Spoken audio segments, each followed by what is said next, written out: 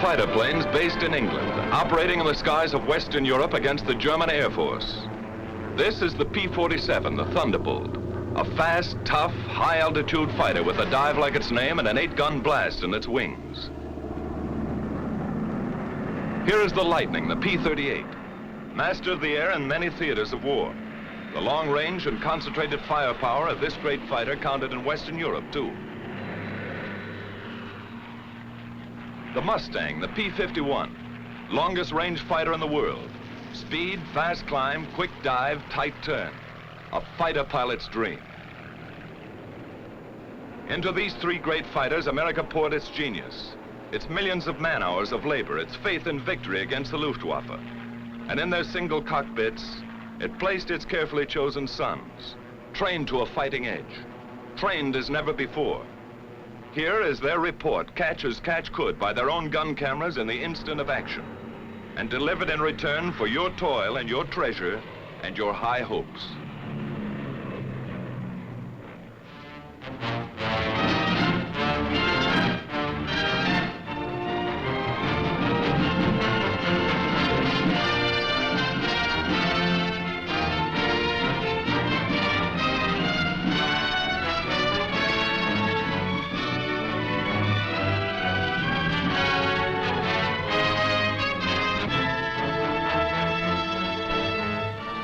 This is a Thunderbolt base in East Anglia on the east coast of England. One of many such bases from which our fighter planes swarmed up into the far red yonder of battle to the east. Their main job, although they struck many other blows, was to escort and protect our heavy four-engine bombers, the Big Friends, against the Focke-Wulf 190s, the ME 109s, and the enemy's rocket-lobbing twin engines, Ju-88s, ME 210s, 410s, and others. To attack them whenever, wherever, and in whatever strength they appeared. Our direct challenge for control of the air. Trucks bring the pilots from the field to the squadron dispersal hut for intelligence interrogation after the mission. Coffee and sandwiches if they want it. Little action today, just a routine escort. You saw 4 190s on the field. That's right. Harry saw them, too. I think it was this field, Jack, further west. We made the 180 here and flew about 2 minutes on 340. Well, that's about 15 miles south of Hanover. We thought that field was knocked out. They seem like ordinary American boys, but look a little closer. Now they pile in a Jeep and ride to chop. They have Jeeps enough, but they like it this way. They kid a lot, high-spirited. And later they relax and enjoy the not too frequent sunlight. Unless some joker is present, and he usually is.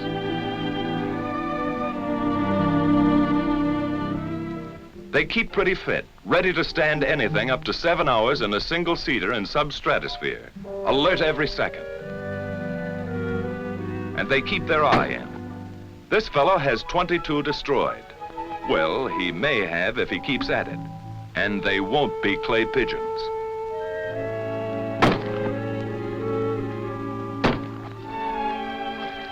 The old swimming hole is the same in England as at home.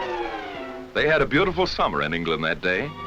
Little aquatic practice won't hurt either. They may have to make a high dive with chute and become a channel swimmer almost any time.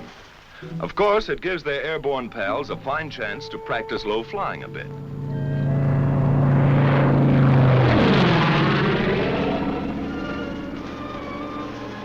The swimmers take no chances on this buzz job. Maybe they're learning not to get behind the 8 ball here. Put the 6 in the corner. Getting in shape for Wimbledon in a small way. Good shot. Keep your eye on the little white ball, Eddie. Keeping up with their crooning, naturally. May need that in the good old by and by. Everybody's favorite newspaper in this town. What goes on in New Guinea, China, and Luzon? What's happening at home? Best of all is their comradeship. Fellows who are trusting one another with their lives in this teamwork war learn to be friends. Somewhere else in England, and another day, from deep sweeps into enemy territory, a weather reconnaissance plane flies in. Its reports are cross-checked with many others, writing the destiny of today or tomorrow in atmospheric pressure lines. Fair in this theater means not impossible, and weather is almost enemy number one. At 8th Air Force, General Doolittle discusses fighter protection. The 8th Fighter Command will give fighter cover to targets and back from the targets. It's desirable that we peel off as many fighters as possible to come down east of the Ruhr and strafe ground targets. How many do you want to peel off? Well, General, we're spreading over a pretty wide area there. I'd recommend very seriously that we hold all strafing to a minimum. All right. Go ahead and send that over to the 8th Fighter Command. Yes, sir. The bomber plan, timing, altitudes, forces, course, and targets have reached the Combat Operations Room at Headquarters 8th Fighter Command, Major General Kepner commanding. Now the General and his Chief of Staff, Brigadier General Griswold, come in to inspect and discuss the plan of escort. Colonel Burns, operations, determines what group shall fly. Colonel James decides their disposition. Colonel Callahan, intelligence, estimates where and when the enemy will intercept. It's an intricate scientific plan, based upon information from many sources, and upon the route and location of the target. Then a field order goes out to the fighter wings, and through them to the fighter groups and squadrons which they control. This command supports 1st and 2nd Bomber Forces. 62nd Group P-47s will escort heavy bombers over enemy coast through target to limit of endurance. All observations will be reported over RT. The field order is received at the fighter base by the duty officer in group operations. He checks the field order for the group rendezvous time with the bombers. He calls maintenance, armament, and others. And in the still dark hours of the morning, a squadron intelligence officer shakes the pilots out of their deep sleep. Briefing at 6:30.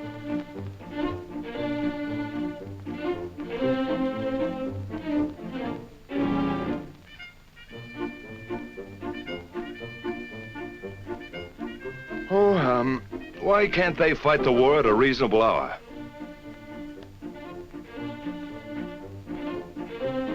Wake up over there if you want any breakfast. There's a show on. Crews, meantime, are warming and priming the aircraft. The crews are a vital part of this show. Tune their kites to fighting pitch. Going places as always, long-range wing tanks are fitted.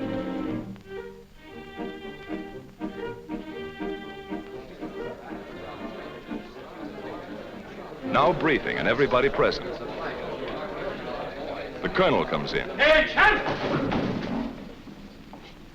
These fellows are veterans of many missions, so he gives them the essentials without ceremony.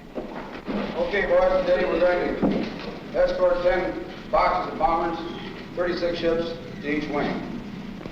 We're on the front end of the 1st Task Force, picking them up in the Mannheim area, around the target, about 20 miles east of Mannheim, at which time we'll proceed up to the aerodromes north of Frankfurt, where we will strafe. Now today, I want to use the same system we used the other day. That is, dividing the field up into sections, one squadron only on the field at one time. When the ammunition is expended from that squadron, you'll move up and let the other top cover squadron come down and strafe. Okay, boys, we'll start engines at 8:50, take off 8:58 to 9:06, rendezvous with the big friends 11:04, escort until 11:24, strafe until 12:16. The pilots make notes on the back or palm of their left hands. No chance of losing that little memo in a moment of excitement, or not much chance. Okay, any more questions? Intelligence? Intelligence takes over. Gentlemen, you may expect considerable enemy opposition today. The Germans have brought in some 100 single-engine fighters, chiefly 109s, some 190s, to stop the American drive across the Rhine. Watch your flank at the Rhine River, at Mannheim, and particularly in the Frankfurt area. Now, after you break escort, There are 4 aerodromes which we've marked in red pins. You're free to strafe those aerodromes, but watch out for the flag. There are probably about 30 guns on each airfield. Send a flight down to silence the guns before you attempt to hit the planes on the field. Then time check. A minute is a long time for an air fighter. In 10 seconds, the time will be exactly 0658. Good luck, man.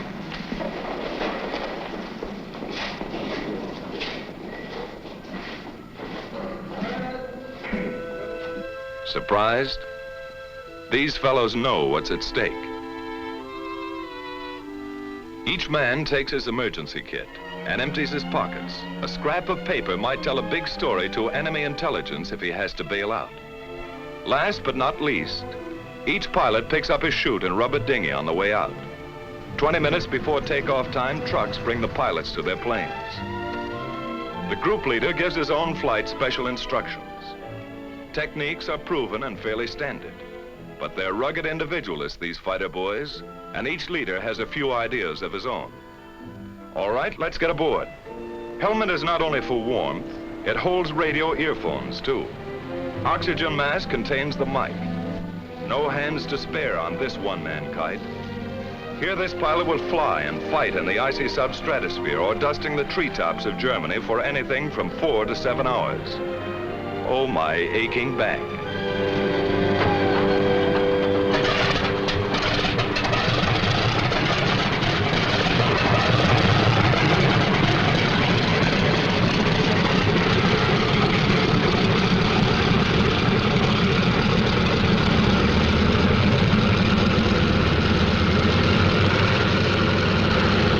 All clear?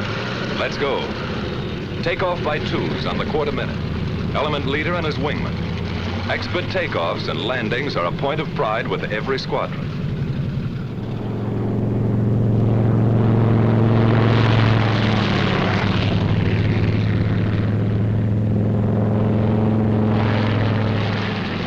While at other bases, timed to the escort schedule, the P-38s get underway. And at still others, here go the long-range Mustangs to keep their rendezvous with the big friends someplace deep in Germany. Somewhere out there over enemy territory, near or far on the long route as the bombers go out and come home, each of these fighter formations will make rendezvous with them at a certain point on the exact minute. These Thunderbolts climb steadily over the channel and into hostile air. They keep fairly close together to prevent wandering and to save gas. That all-important item for the long-range escort fighter. He can't borrow a couple of coupons over Frankfurt or Cologne. Now they open up into battle formation, fairly line abreast. Each pair, leader and wingman, never willingly separated, is a combat element. 4 planes are a flight, 8 a section, 16 a squadron, 3 squadrons a group. All working together because it's teamwork every second or die. Just as simple as that. Close to rendezvous now, and in the distance are the bombers. Advanced formations of the perhaps 100-mile-long Armada. The Thunderbolts maneuver for their escort position. Each pilot searches the sky constantly, watching for the main enemy attack which may come near the coast or deep in Germany, or a hit-and-run sneak attack by the enemy's aerial snipers. Red leader to outpost. Bogies at 10 o'clock level. Outpost to red leader. Your bogies look like friendly Spitfires. But these black darts are not friendly. This is red leader. All right, men on the ball. This is it. 109's at 9 o'clock. Yellow leader to outpost. 1-5 Wolf coming in. Outpost to red leader. Can we get them? It's our turn, Chief. Red leader to outpost. White flight drop tanks and attack. Red flight stay up for cover. Yellow flight continue to escort. Red flight gets rid of its long-range wing tanks before the fight. Then down they go. The sneak attackers try to run for it now, but the Thunderbolts are on them.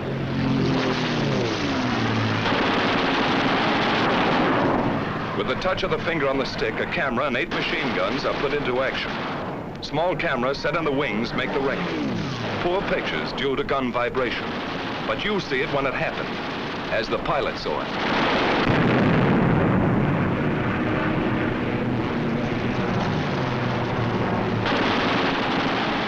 armor-piercing incendiary 50 caliber ammunition makes a flash when it strikes, and how it strikes.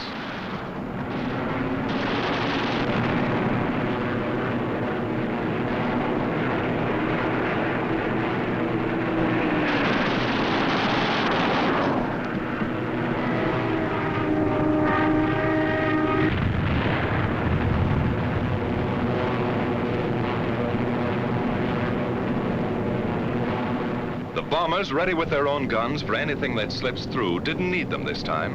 All over now, just a skirmish, part of the escort routine. The flight reforms and climbs to regain its position with the rest of the squadron. In the distance, coming in to relieve the Thunderbolts, is a group of Mustangs. This is Red Leader. Okay, men, it's time to break escort. Mustangs coming in at 8 o'clock. The Thunderbolts break escort. They head for home, watching for every possible strafing target on the way. The Mustangs, far in the distance, sweep the surrounding sky as they come in. Next to the belly or wing tank, which doubled the fighter range, the most important feature of long-range fighter escort was the relay system. Because of differences in bomber and fighter speeds and the need of much weaving, fighters used up their time and distance almost twice as fast as the bombers. Thus, the same group of fighters could remain with the bombers only 25 to 40 minutes out of a 6 or 8 hour mission, going and coming. And 1,000 fighters might be needed to keep anything from 40 to 100 on the job at all times. While the enemy could strike with 250 at any point he selected, our fighter groups had to relieve one another at rendezvous points all along the route, like this. Simple in diagram, but difficult in the limitless, often weather-blinded spaces of the enemy air. It took planning, leadership, and most of all, it took individual fighting skill and courage to match the enemy's tactical advantages. Forewarned an hour and a half by his radars, our bombers gained altitude over England, he had plenty of time to mass his fighters at his chosen point of attack and to outnumber our escort at anything from 2 to 1 to 10 to 1. This captured film shows how quickly the 109s and the Focke-Wulf 190s got into action. They were as grimly determined to stop these great daylight thrusts into their industrial heart as our bombers and fighters were resolved to press them home to the hilt.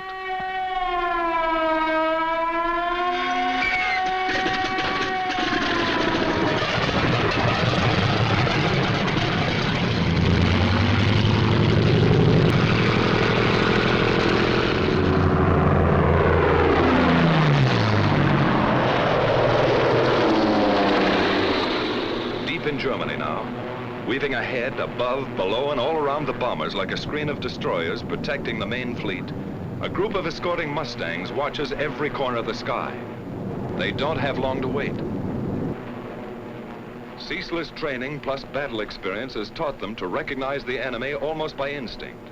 Where they are, how they act. First hostile aircraft is spotted. Blue Leader here. Watch it, fellows. 109 to 10 o'clock. The enemy fighters are massing for an attack on the bombers while our pilots watch every move of their very tactics. Yellow Leader to Blue Flight. Looks like they're trying to lead us away from the bombers. Green Leader here. You're right. Here comes another 9 o'clock. Blue Leader here. Blue Flight drop tanks. Yellow and Green Flight stay up for cover.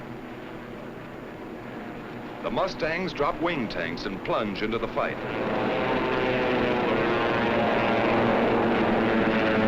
The head-on dive through the fortress's formation is a favorite. So fast sometimes and so many, our fighters cannot head all of them off. The Huns make a sneak attack on our bombers from behind. Some of them get in close, as this captured enemy gun camera film shows, and hammer our bombers with their 20 millimeters. It's punishing, but they shall pay. The Mustangs are in the thick of it, and the battle ranges all over the sky as other formations join in.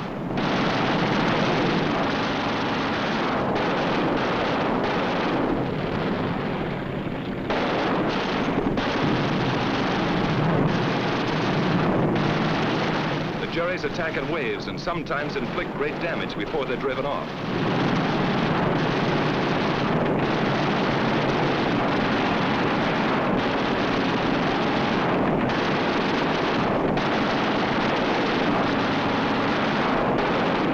The B-17 catches fire and goes down in flames. The German pilots are determined. So are ours. To the death.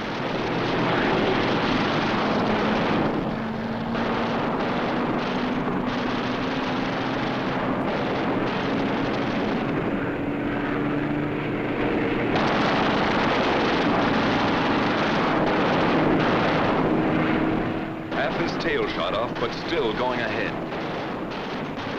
And still they come.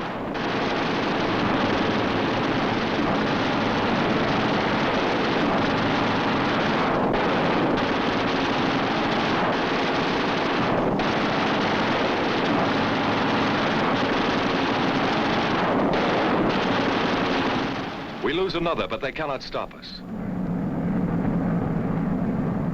Our fighters, often heavily outnumbered, engage the enemy all over the sky. And this battle is only one of many.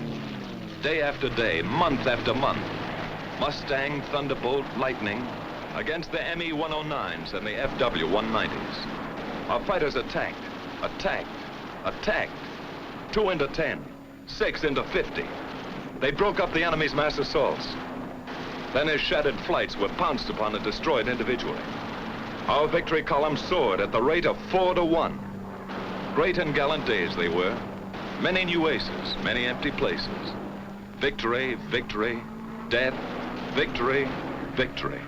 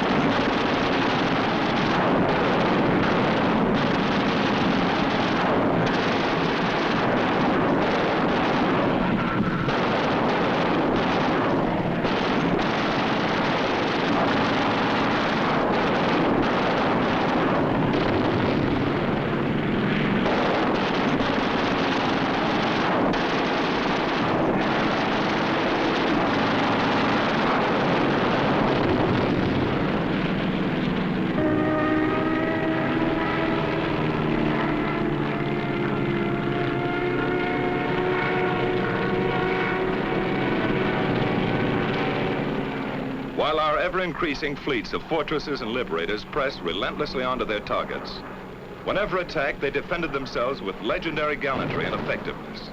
If a missed rendezvous or other misadventure, due usually to blinding weather, prevented fighter protection somewhere, they suffered heavy losses. But no American fighter ever failed them because of enemy odds, however great. Never was a mission turned back by enemy action. Our bomber and fighter losses, though strikingly less than the enemy's, were heavy. But the home front sent us more bombers and fighters, and more well-trained pilots, and our fleets grew mightier by the month. But the enemy first-line operational strength was maintained also. The great air battle of Europe was still undecided. In February 1944, there was a sudden change. Our fighters were ordered to range wider, even at some risk to the bombers, to seek the enemy instead of waiting for him, and above all, to follow him to his destruction. A gigantic fighter battle raged across the European skies with victories by our fighters alone of 60, 85, over 100 destroyed each day. The fight came down from almost invisible heights to the final decision, perhaps only a few feet above the ground.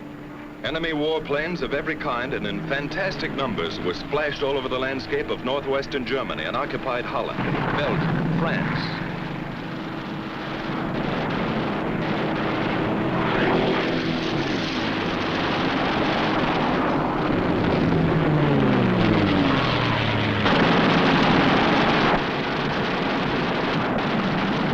Watch this 190 hit the dust.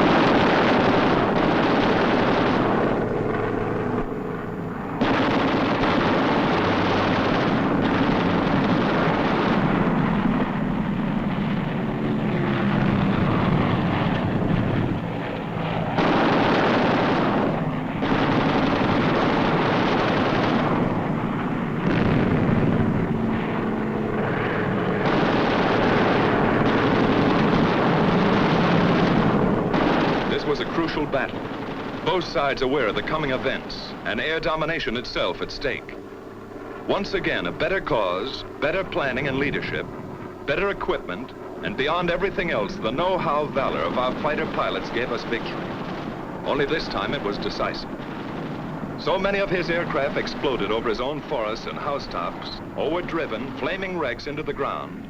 So many of his famous fighter leaders met death at the hands of some grimly determined boy from Illinois, or Wyoming, or wherever, that his morale was shattered. His defense plan was smashed. The Luftwaffe cried, "Enough."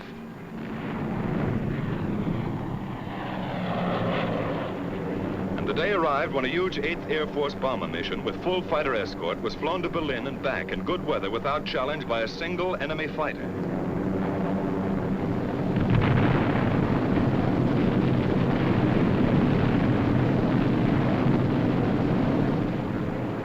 Quickly now, our long-range escort fighters seized their opportunity.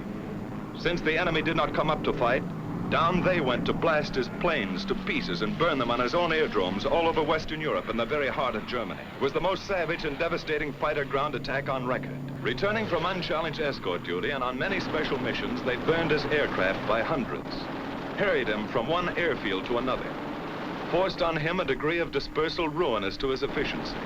His frequently intense light flak, sheets of machine gun fire from flak towers and ground installation caused losses, heavy ones. 4 times as many as the same number of fighters would sustain in aerial combat. These are the films of the victors, and they do not show the cost.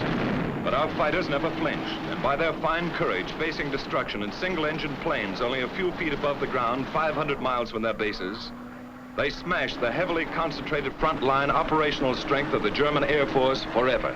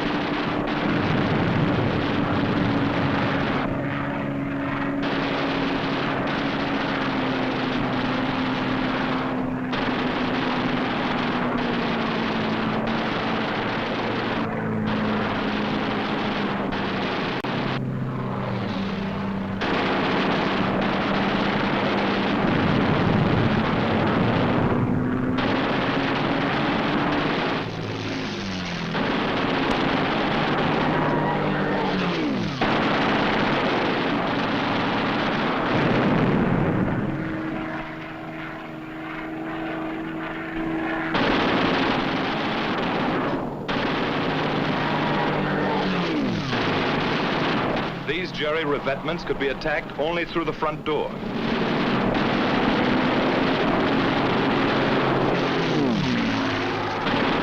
These copied Allied Invasion Day stripes failed to deceive our pilots.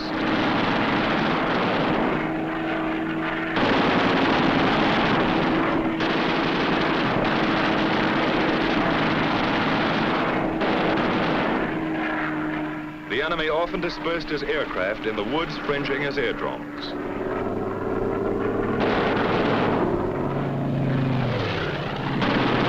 Always open season on this kind of sitting duck.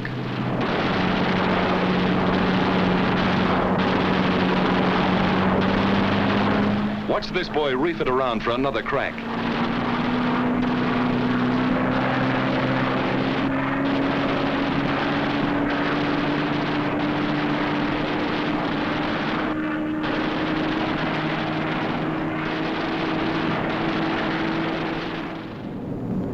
The steady, relentless bombing of Germany went on without ceasing. Against the enemy's occasional desperate efforts to intercept, we maintained fighter escort every step of the way.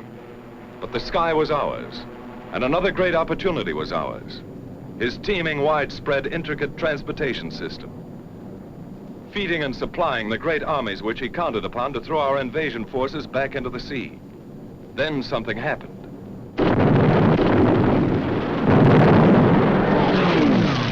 The enemy's roads and railroads were struck with a mighty force of air power. They were tense days, crucial days, and both sides knew it. Our fighters, freed by their bitterly won victory in the air, became a dominant factor on the ground. These Thunderbolts are dive bombing. They strike home. But by far the greatest, the almost paralyzing destruction they inflicted was by the burning, hard-hitting fire of their 50 caliber guns. They exploded locomotives by the thousand and burned freight cars in uncounted numbers. No train in daylight hours was safe. No marshalling yard a haven. The enemy's desperately needed rail transport system was shattered all over the map.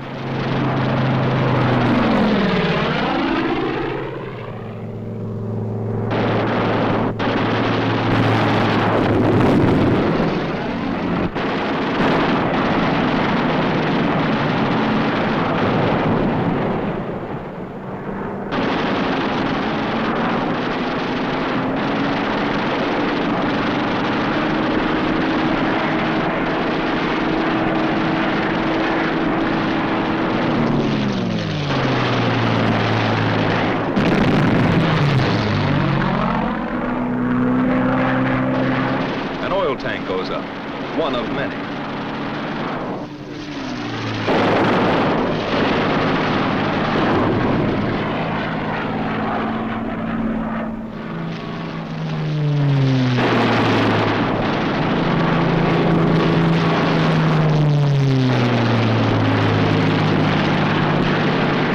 No mistaking gasoline when you hit it.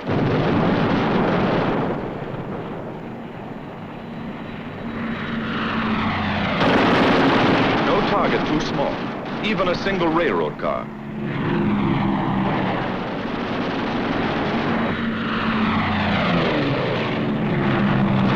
The Hun tried to hide his trains in the woods, but it did not save them.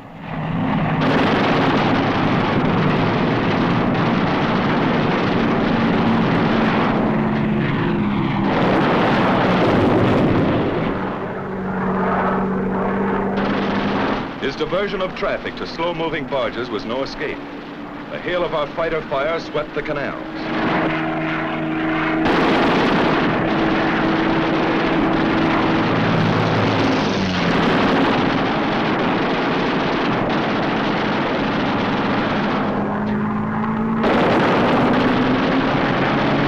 Flak towers like these cause us lots of damage. They took plenty in return. Radio and radar stations came in for a special beating. Flak and machine gun defense was forced upon the enemy wherever he hoped to move. It was intense. Watch these bursts of light flak. Much of it our skillful pilots knew how to avoid. Some of it cost us grievous losses. None of it turned us aside.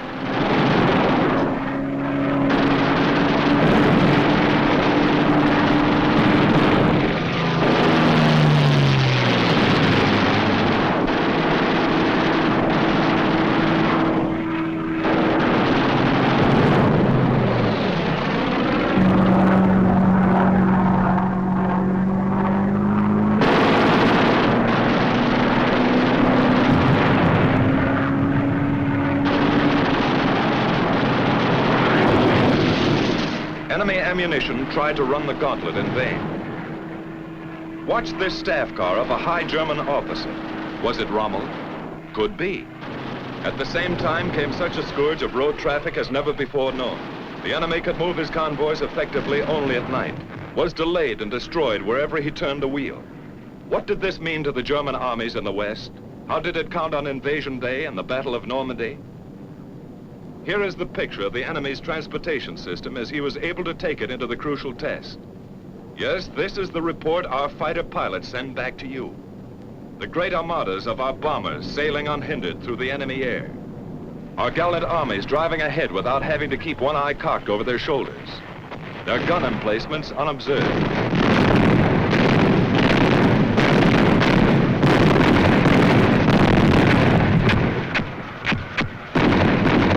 Everywhere above the mighty battle was and is the flash of American fighters. The Thunderbolt, the Lightning, the Mustang.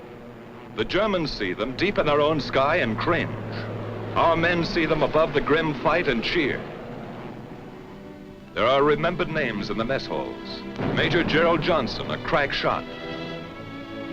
Major Goodson, gallant fighter. Major Dwayne Beeson, great tactician. Captain Eugene O'Neill, one of the best. Major Don Gentili ran up a flaming record. Colonel Don Blakesley, great leader of 4th Group. Major Walker Mahurin, one of the first and best of the great aces. Major Bob Johnson and all his victories. Lieutenant Colonel Gabreski, with a great career. And Colonel Hubert Zemke, famous commander of 56. A score of victories or more on the records of them all. Duncan, Schilling, Pretty, and many, many others. But this is not the story of our heroes. It belongs to all our gallant fighter pilots who in the decisive hour smashed the Luftwaffe and gave us freedom of the air.